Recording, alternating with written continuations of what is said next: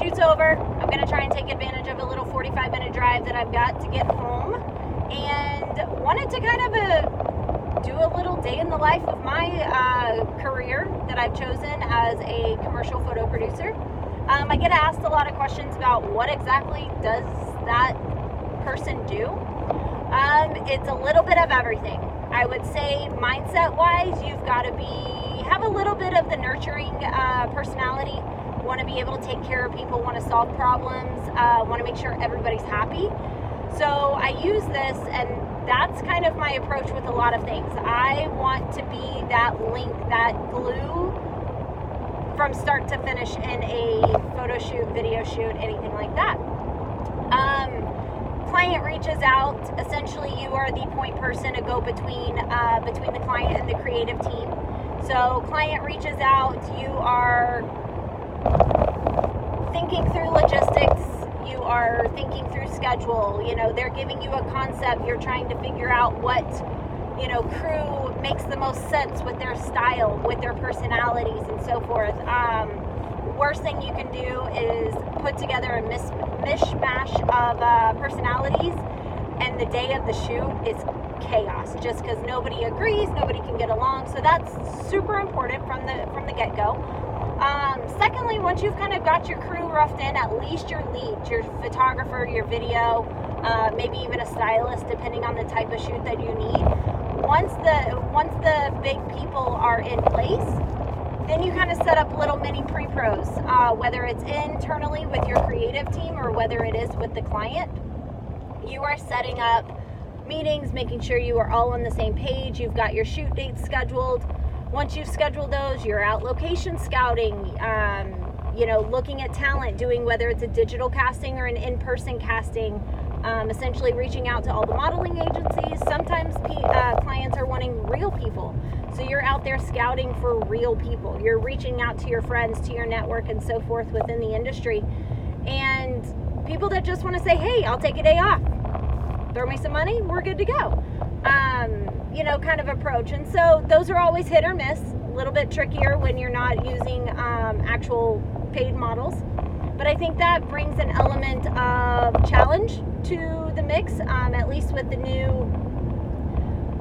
moving towards more social and influencers and so forth. It brings a little bit more of a challenge because you can't just have your point of contacts at the agencies. You're actually reaching out. You're doing your job as a producer. So once all of that is booked, you've got your schedules laid out, then you get your shot list from the client. You're talking with through the shot list with a photographer, with a stylist, making sure everybody's on the same page. Does the stylist know a list of wardrobe, list of props that we need, and so forth. So that way, by the first day of the shoot, as a producer, hopefully the majority of your job is done. That is kind of how I rank, how I did on the job, is how smooth an actual shoot goes. During the shoot, more than likely you are making sure that your talent, your crew is on time. Coffee is there, breakfast is there, and lunch gets ordered. At the end of the day, you are looking at cleanup. You are making sure the location or the studio was exactly how you showed up. Because you always want to be asked back. You don't want to be that crew that just kind of leaves crap everywhere and then you're like, nobody wants to work with you again. So don't be that crew. But yeah, that's where I'm saying I think the nurturing and the want to do what's right type of personality trait is definitely needed in this role. So again, as a client, I don't want to know what's wrong, what's happening, what didn't get booked, who's not here type of thing. And I think that that's part of a producer's role, is to make sure that the client really doesn't see anything, obviously, unless it starts affecting the final image, final video, and so forth. One of the models got sick. Well, yes, we've got to contact the client and make sure that they're aware so we can go cast it correctly, recast it correctly. But essentially, those are little things that that a producer is in charge of, making sure everybody is good throughout the day. If you're in Texas in August, you're on a location shoot, Do you have 6 to 8 cases of water for an 8-day shoot or an 8-hour shoot? Like, it's things like that. You've got to be the one that wants to take care of people, wants to make sure that the final deliverable to the client is top notch, is successful. People are happy, personalities are clicking. It just makes for a super successful shoot. And then repeat comes in. Repeat clients come back. Crews start pulling you back and want you to be a part of that because you're an influential person. You know, your personality and stuff is one that A, takes care of things, B, you get shit done, and C, you want success for your entire team. So that's about it in a nutshell. As far as what a photo producer does, yes, there are 9 million other little teeny tiny things throughout the day that you do.